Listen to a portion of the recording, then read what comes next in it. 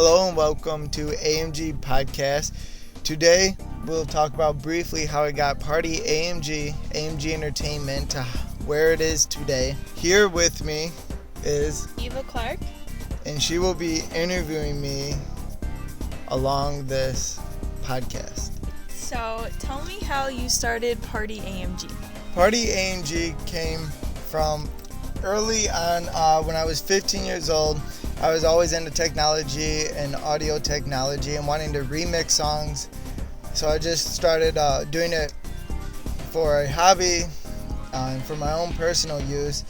And then I turned that hobby into an actual job. Alright, so what kind of events do you put on? In terms of events, starting off, I just did school events, Sweet 16s, Sweet 18s, and just small shows like that, along with other kid shows, and have developed into doing any event. So AMG offers sound and lighting for all events, any occasion. And I started doing weddings about a year ago and just have grown over the years trying different things. What obstacles did you have to overcome to get where you are today?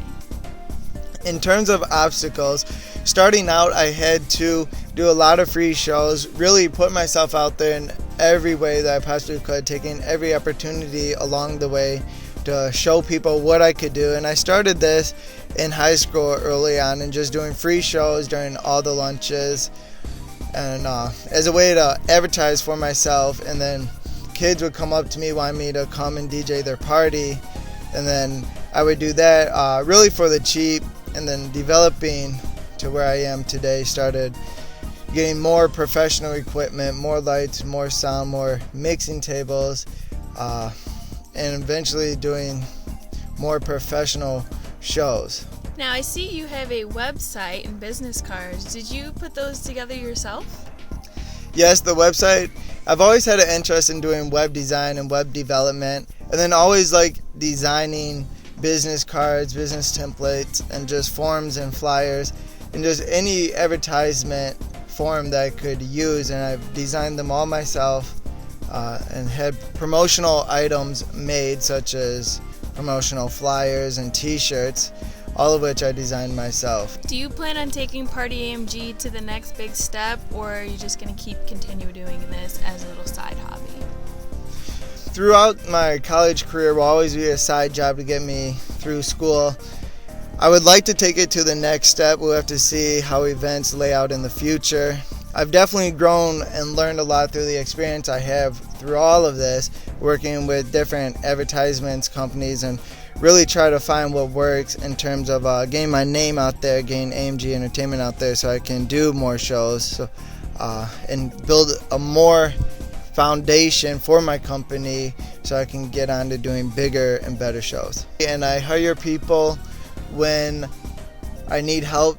With big shows, they would require more help. Like as a wedding, I often need help, so I would hire assistants to help me out with that, because I also do photography as well. And if any event needs a third party, I would go on and hire that, such as a videographer or any other means. How has DJing changed throughout the years?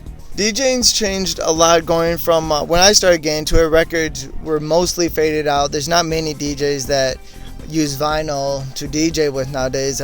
Everything has gone to a digital way. Everything, we live in a digital society where everything is just downloadable.